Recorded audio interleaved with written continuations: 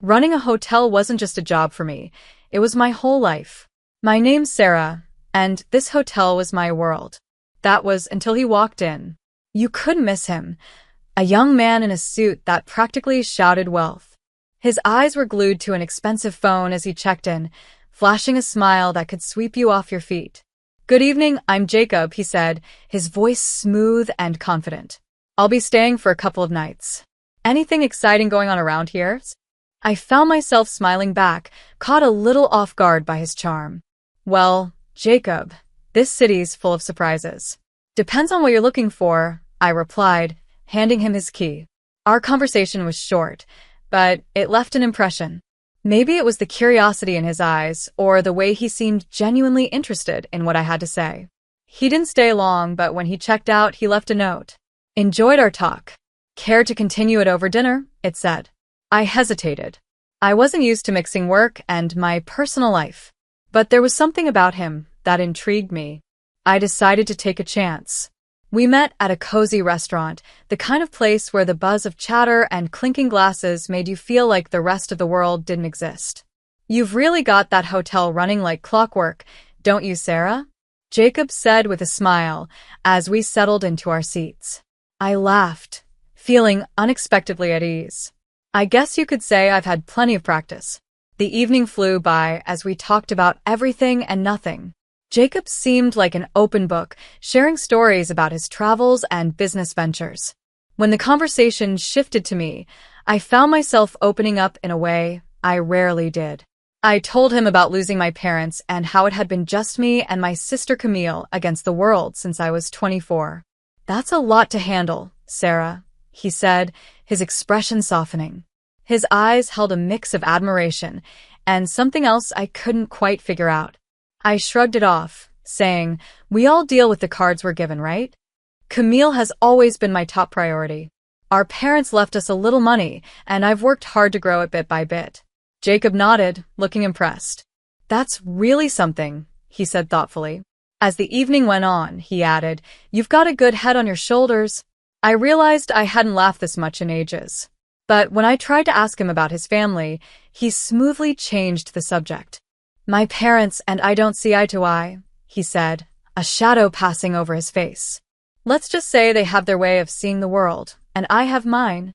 I didn't push for more. Everyone has their own struggles and stories, and I didn't want to make him uncomfortable. As the night came to an end, I found myself wishing it wouldn't. There was something about Jacob that made me feel alive, like I hadn't in years. Life with Jacob became a whirlwind. Every day was full of surprises, and every moment felt special. He had this way of turning even the simplest things into unforgettable memories. Whether it was a casual dinner or a quiet walk, he made everything feel magical. One evening, as we sat in our favorite little cafe with its dim lights and cozy corners, I said, "Jacob, I can't believe how fast everything is happening." He reached across the table, taking my hand in his. "Sarah, when something feels right, why wait? I've never been more certain of anything in my life," he said, his voice steady and his eyes locked on mine. "I know," I replied, "but it's all happening so quickly. It's a lot to take in." The day of the wedding, he gently squeezed my hand. "I get it, Sarah, but trust me. I'm here for the long haul. I want to build a life with you, a future.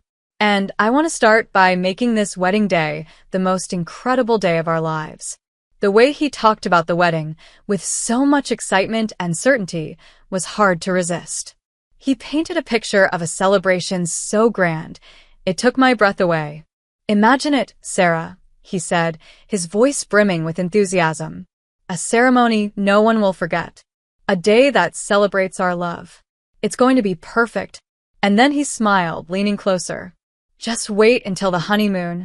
I asked him, feeling both curious and a little nervous, "You mentioned something about the most expensive hotel in the world." His smile grew wider. "Yes, it's all part of the plan. But I need you to trust me. Let's take this leap together. Your savings for the wedding, my funds for the honeymoon, and our future home. We'll make this a reality." I hesitated. The practical side of me wanted to be careful, but when I looked into his eyes, filled with love and promise, I felt my doubts fade. I nodded slowly. Okay, Jacob. Let's do it. Let's make this wedding a day to remember. The weeks flew by as wedding planning completely took over our lives. Jacob was unstoppable, taking charge of every detail to make sure our day would be nothing short of extraordinary. Watching him so focused and determined made me fall even deeper in love. Jacob, you're amazing. The way you're handling everything, I don't even know how to thank you. I told him one evening as we went through the guest list and talked about the extravagant menu he had planned. He pulled me close, wrapping his arms around me. Sarah, seeing you happy is all the thanks I need. This wedding is just the start. Our life together will be even more beautiful. But even with all the excitement, doubt would creep in at times, whispering questions late at night. Was I moving too fast? Was I letting the romance sweep me away? Every time those thoughts came up, Jacob was there to reassure me. His words and promises were like an anchor, keeping me steady in the storm of uncertainty. The wedding preparations filled my days, choosing cakes, flowers, and decorations. But in the middle of all the chaos, I realized I needed Camille. She wasn't just my sister. She was my rock, my confidant. Ever since we lost our parents, it had been just the two of us against the world. Her opinion meant everything to me, especially now. I picked up the phone and called her, hoping she could take a break from her job at the cafe. Hey, Camille. Think you can leave the aprons and coffee smells behind for a day? I could really use some help with tulle and satin. I joked, my voice full of hope. Camille's laughter came through the phone, light and familiar. For you, sis?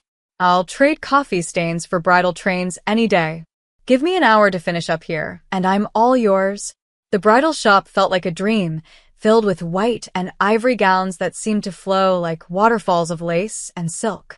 As I tried on dress after dress, Camille's presence kept me calm in the whirlwind of satin and sequins. That one, Sarah, it's like it was made for you, Camille said, her eyes lighting up as I stepped out of the dressing room wearing a gown that felt perfect.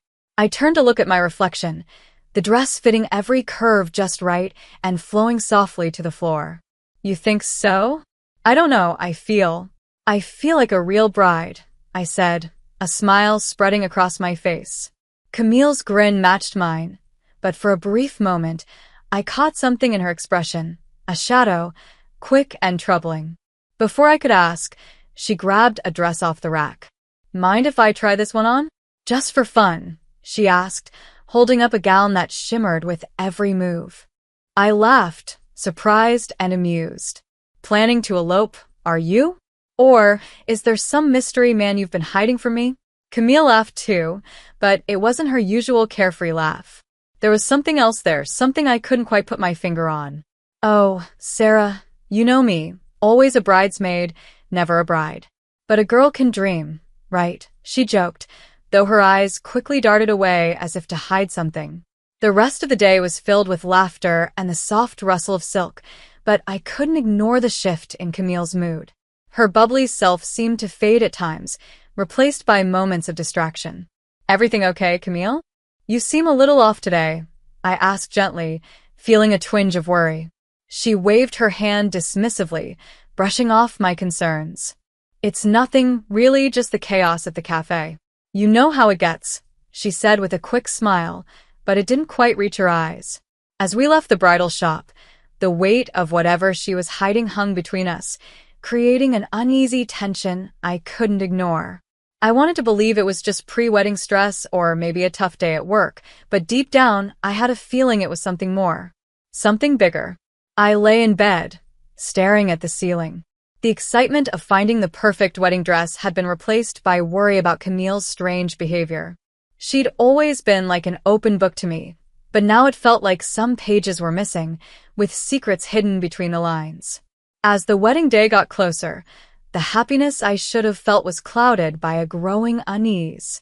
Camille and I had always faced life together, but now it felt like there was a wall between us, built with unanswered questions and things unsaid. I had no idea that the answers to those questions were about to turn my whole world upside down. It started like any other day, or so I thought. Jacob had left his phone buzzing on the kitchen counter as I cleaned up. The constant notifications caught my attention, a nagging reminder that something wasn't quite right. Surprisingly, the phone wasn't even locked. That alone made my stomach twist, but what I found when I looked was worse than anything I could have imagined. The messages between Jacob and Camille hit me like a punch to the gut. Each word felt like a knife, cutting deeper and deeper. They weren't just having an affair, they were planning to push me aside, like I meant nothing. Years of love and trust with Camille crumbled in an instant. I read her message over and over, the one where she confessed to Jacob that she was pregnant with his child. My vision blurred as tears filled my eyes. Can't believe we pulled this off. She's such a fool, falling for every lie. And now with the baby, we can finally be together, just as we planned, she had written. The world around me seemed to spin, like I was trapped in a storm of lies and betrayal. Jacob's reply was just as cruel, if not worse. Love you, babe. Can't wait to see her humiliated and out of the picture. She's just a naive cash cow. This wedding will be perfect, thanks to her money. After that, we'll finally have our real life together. I sat there, the phone heavy in my trembling hands. A storm of emotions swirled inside me. Betrayal, anger, disbelief. But beneath it all, something else began to grow. A cold, unshakable determination. They thought they could use me, lie to me, and throw me away like I didn't matter. But they were wrong. I wasn't about to let them destroy me. They were going to learn what happens when you underestimate Sarah Anderson. When Jacob came back into the room, his carefree attitude felt like a slap in the face. Hey, babe, did I miss any important calls? He asked casually, picking up his phone with a relaxed smile. I forced a smile, even though my stomach churned with anger. Nope, just the usual stuff. Busy day, I replied, keeping my voice calm and steady despite the storm inside me. Jacob gave me that same charming smile, the one I now knew was just a mask. As always, but nothing's more important than coming back to you, he said, leaning in for a kiss. I had to fight every instinct not to pull away. From that moment on, I played my role as the clueless fiancé perfectly. I smiled, nodded, and went along with all the wedding plans. But behind the scenes, I was carefully plotting my revenge against the 5 people who had betrayed me so deeply. Every day felt like a test of my patience, a balancing act between acting the part and holding back the rage inside me. But I wouldn't let them see me break. I was waiting for the perfect moment, and when it came, they would feel the full weight of what they had done to me. At night, as I lay in bed, the images of Jacob and Camille's deceitful faces haunted me. Their betrayal was burned into my mind. I made a silent promise to myself they would pay for this. Their twisted little game would end, and it would be their downfall. I was no longer just the heartbroken fiancé. I was the one plotting their undoing. My revenge would be precise, careful, and oh, so satisfying. The days leading up to the wedding felt surreal. On the surface, everything was perfect, the flowers, the guest list, the dress. But underneath, a storm of anger and betrayal was brewing. Jacob stayed the same, all smiles and affection, completely unaware of the disaster waiting for him. Sarah, everything's coming together so beautifully. This wedding is going to be the talk of the town, he said one evening as we went over the final details. I nodded, my smile polished and fake. Yes, it's going to be a day to remember, I replied, knowing full well the meaning behind my words was something he could never imagine. Facing Camille was harder. She was the sister I had once loved and protected, but now she felt like a stranger to me. Everything she said, everything she did, was a painful reminder of her betrayal. Still, I kept my mask on, pretending to be the same loving sister who didn't know about the knife she'd driven into my back. Sarah, you're handling everything so well. I don't know how you do it, Camille said one day as we worked on the seating arrangements. I smiled at her, the perfect picture of calm. It's all about making sure the day is unforgettable, I said, my words hiding a truth she would never see coming. I looked at her, the sister I thought I knew, and forced a laugh. Oh, Camille, you know me. I've always been good at organizing chaos, I said, the irony of my words not lost on me. As the wedding day got closer, the tension grew heavier, like walking a tightrope while trying not to fall. Jacob kept his phone close now, his conversations quiet and rushed, but it didn't matter. I already knew everything I needed to know. The morning of the wedding was clear and sunny, the kind of day everyone dreams of. But for me, it was the perfect setting for what I knew would be a beautiful disaster. As I got ready, the reflection in the mirror showed a calm, serene bride. But beneath the veil and makeup, I was a woman on a mission, no longer a pawn in their twisted game. "Camille's running late, Hals?" Jacob said casually as he adjusted his tie. I met his eyes in the mirror, careful not to let anything slip. "Yes, but she'll be here. She wouldn't miss this for the world," I replied, my words laced with double meaning. He nodded, completely clueless. "Well, she's always been a bit unpredictable. But today is about us, Sarah. Our new beginning." I turned to face him, my smile calm and steady, hiding the storm inside me. "Yes, Jacob. A new beginning," I said, bracing myself for what was about to unfold. As I walked down the aisle, the eyes of our friends and family were on me, their smiles warm and full of joy. They had no idea what was coming. This was the calm before the storm, and I knew the moment of truth was just around the corner. Everything was in place, the vows, the guests, the perfect setting. But this wasn't going to end the way anyone expected. Standing next to Jacob in front of the priest, my heart pounded with a mix of fear and determination. The vows, meant to promise forever, were about to shatter in the most dramatic way possible. The guests, oblivious to the chaos beneath the surface, watched us with smiles and tears in their eyes. But then, something happened that no one could have predicted. Camille appeared. She stormed down the aisle, dressed in a bridal gown almost identical to mine. Her eyes met mine, but there was no love, no sisterly connection. Instead, there was a cold, sharp determination that sent a chill through me. "Move aside, Sarah," she said, her voice cutting through the room. "I'm the one who deserves to be here.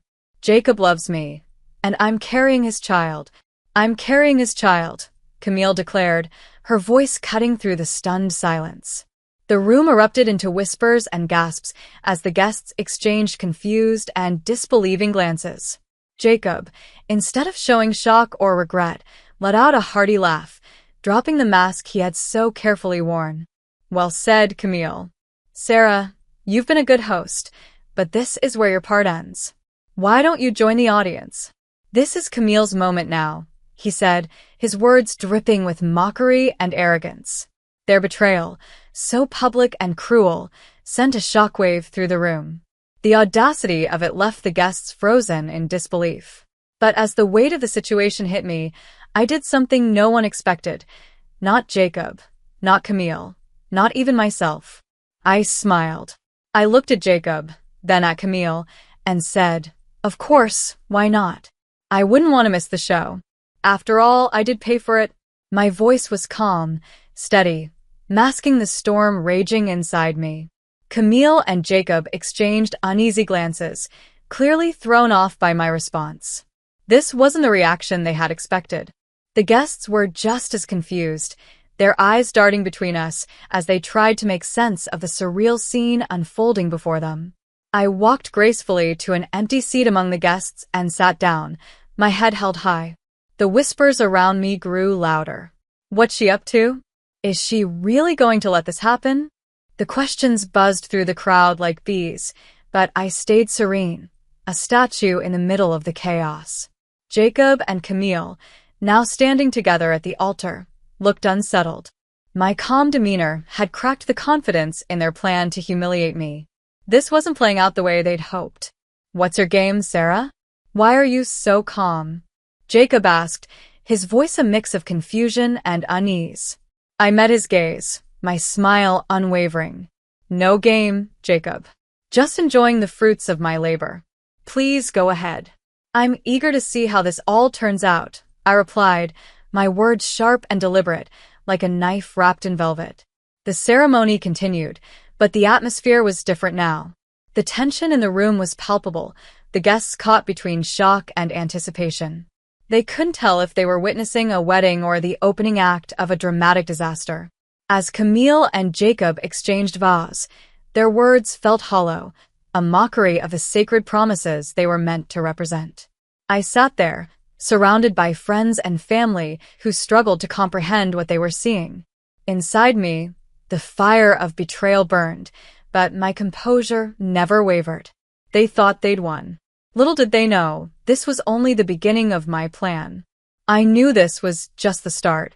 The real drama was yet to unfold, and Camille and Jacob, in their arrogance, had unknowingly set themselves up for their own downfall. As the priest asked if anyone objected, the doors burst open with a loud bang. A woman, older and worn, stormed in, her eyes blazing with fury. "Stop this wedding right now," she demanded, her voice slicing through the silence like a knife.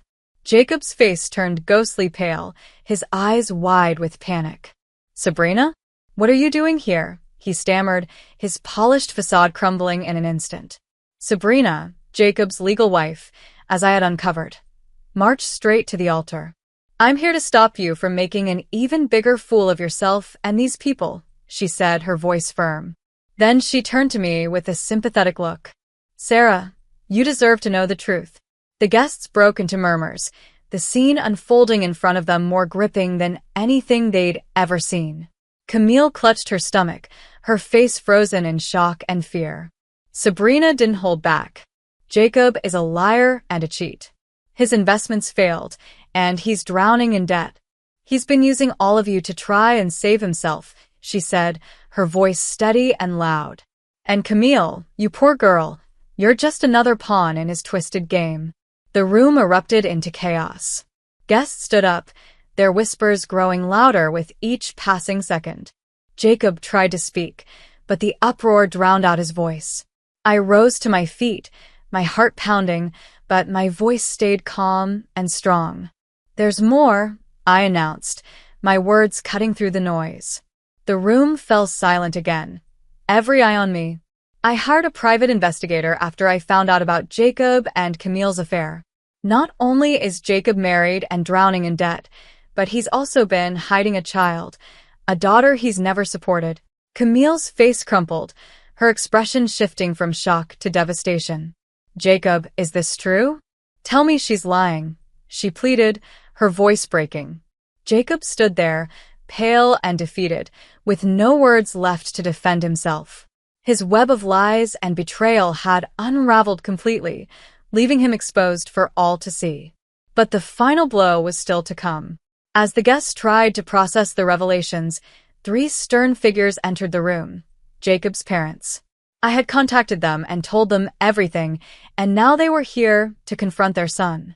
Jacob's father, a man of few words but great authority, stepped forward. His voice, filled with disappointment and anger, cut through the tension like a blade. "Jacob, you are no son of mine. Your actions today and in the past have shown your true character. You are cut off from this family and our fortune." The room fell into an uneasy silence as Jacob's face turned from pale to ashen, the weight of his ruined schemes sinking in. The game was over, and he had lost everything. I looked at Jacob, Camille, and the broken dreams they had tried to build on lies. The pain of their betrayal still hurt, but as I stood there on what was supposed to be my happiest day, I realized this wasn't the end of my story. It was the start of something new. In the days that followed, I found myself in court, seeking justice for everything Jacob had done. The courtroom felt like a different world, where my pain and humiliation were turned into legal arguments and stacks of paperwork. "Jacob, you didn't just break a promise. You shattered trust and took advantage of my kindness," I said firmly, my voice steady and clear. "You owe me more than an apology. You owe me compensation for turning my life upside down." The judge's gavel came down, the sharp sound cutting through the tense silence. "The court finds in favor of the plaintiff. The defendant is hereby ordered to pay $93,000 in damages for the emotional distress and financial loss caused," the judge declared. His words were like a balm to my wounded spirit. As I left the courtroom, the heavy weight of the past months started to lift. Justice had been served, But I knew the journey to healing had only just begun. Jacob's troubles didn't stop with me. Sabrina, his legal wife, was filled with anger and hurt. She filed her own case against him, demanding compensation for his betrayal and neglect of their child. The once confident, smooth-talking man was now tangled in a web of his own lies, with no way out. As for Camille, my sister, the person I had loved and trusted the most, she was left alone and abandoned. Jacob had fled the city, leaving her to deal with the mess they had created. She was pregnant and terrified, a far cry from the carefree, happy girl she used to be. One day, she came to me, her eyes filled with tears. "Sarah, I know I don't deserve your forgiveness, but I'm lost, and I don't know what to do," she pleaded. I looked at her, the sister I had once done anything for. My heart ached, but the pain of her betrayal was too fresh, too deep. "Camille, you are my family, my blood. But what you did isn't something I can just forgive or forget. You made your choices, and now you have to live with them, just like I'm living with mine," I said quietly. The distance between us wasn't just physical. It was a deep canyon of betrayal and hurt, too wide and too deep to ever bridge again. Life went on, but the scars from those painful months stayed with me. They were a reminder of what I had been through, of how I had survived, and of the strength I never knew I had. I focused on rebuilding my life, finding comfort in the simple things. I had loved, lost, trusted, and been betrayed. But through it all, I survived. Looking back at everything, I realized the most important journey wasn't about others. It was the one I was taking within myself. It was a journey of healing, finding my strength again, and learning how to trust and love once more.